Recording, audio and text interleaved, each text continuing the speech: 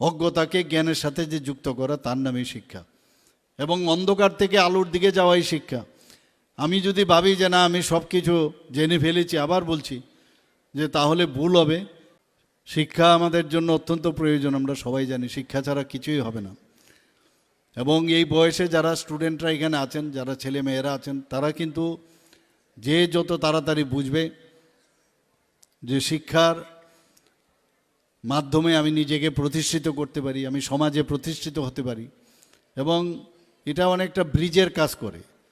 আজকে যে পড়াশোনা করবে প্রকৃত শিক্ষা, গুণগত মানের শিক্ষা, তো অটোমেটিক্যালি তার সামাজিক এবং অর্থনৈতিক উন্নয়নও কিন্তু ঘটে।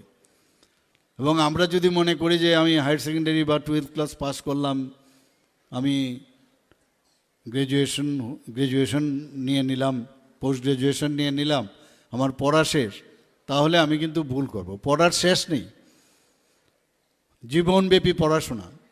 আমি এক এক সময় ভাবি যে লোকটা একদম মৃত্যু পথযাত্রী, সে যখন তাকিয়ে থাকে, সে কিন্তু ওই মুহূর্তেও কিছু না কিছু তার শিক্ষা বা কিছু জানছে, এবং এই যে জ্ঞান, তার মধ্যে কিছু না কিছু একটা হচ্ছে।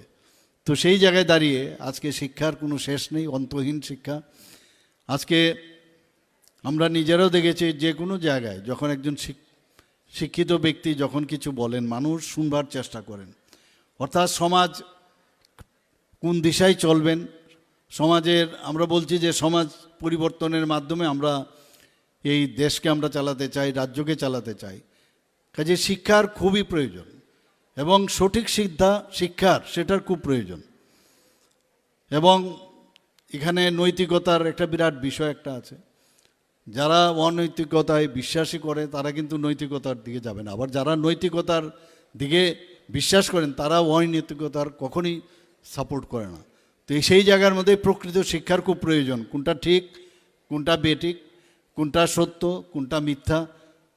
কাজেই আমরা জানি যে এই যে ব্রিজ যেটা বললাম, যে অজ্ঞতাকে জ্ঞানের সাথে যে যুক্ত করা, তার নামই শিক্ষা।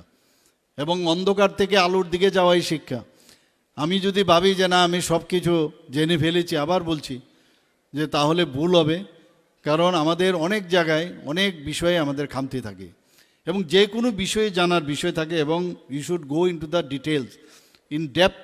যতক্ষণ ধরে না জানবো ততক্ষণ ধরে আমরা কিন্তু অনেক কিছু জানি না।